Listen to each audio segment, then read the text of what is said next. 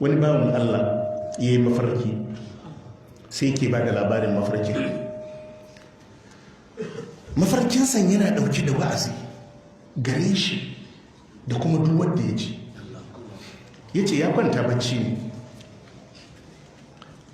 a baccin sai ya yi mafarkin gashi a wani waje,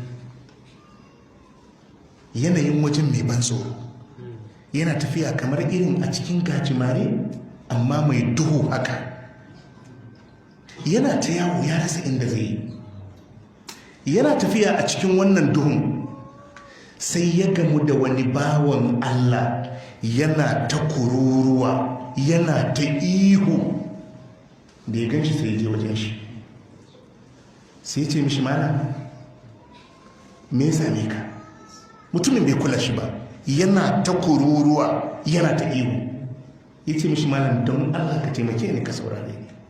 Mutumin sai ya tsaya, sai ya ce mishi, malam me yake sa ka ihu haka da girman ka? Sai ya ce mishi, na mutu ne ba akan aikin alkhairi ba, na mutu ne akan munanan aiki. Shi wannan mutumin sai ya ce mishi, wani irin magana ne wannan, ka mutu kuma gashi ina magana da kai? Sai ya ce mishi, tun da na mutu ka mutu ai za mu iya magana. Sai ya ce mishi, ni din na mutu ne? Sai ya ci gaba da ihu, ya ce mishi, malam don Allah ka taimake ni ka saurare ni. Ya ce mishi, na mutu? Ya ce mishi, to kai dan wani gari ne? Ya ce mishi, ni dan gari kaza ne. Ya ce, to kaga garinku? Ya ce, a. Kaga anguwanku? Ya ce, a. Kaga gidanka? Ya ce, a. Ya ce, ai ka mutu.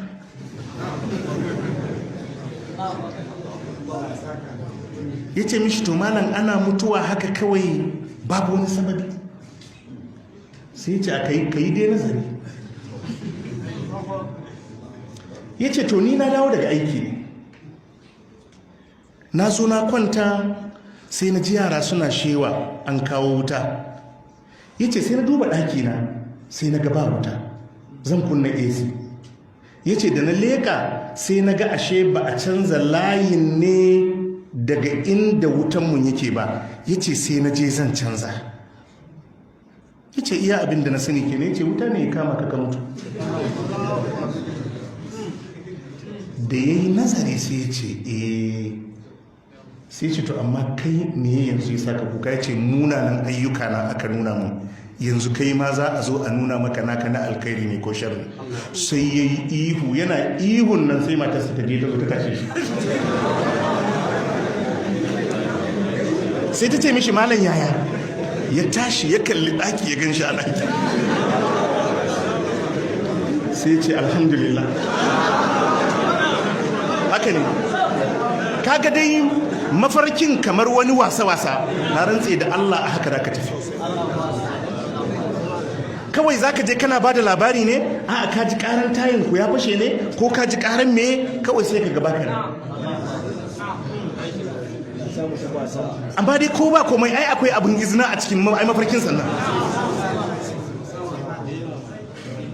To haka ne, yaushe za ka sa duk fa irin waɗannan abubuwa da kaga mutanen mu suke ciki.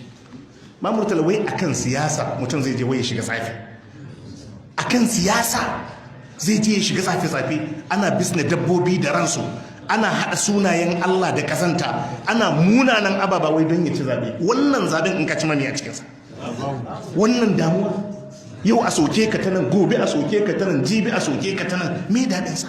Da har sai ka fita a layi, wai kuma har aje ana gaya wanda za su shiga siyasar, wai ba siyasa ba ta yiwa in ba haka. Ƙarya ne wallahi, ƙarya ne. Ka ce wai wani ba zai samu mulki ba sai ya yi tsafi, ƙarya ne. Kawai in ya bata, in ka bata.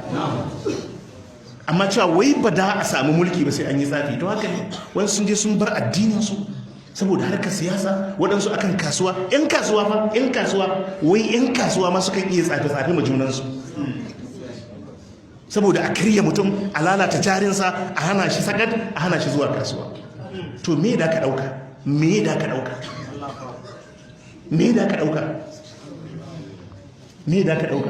wata za ta je ta nemi asiri ta lalata kishiyarta ta haukatar da ita ko dan miji ko wani abu a mai tsafi shikenan to sai me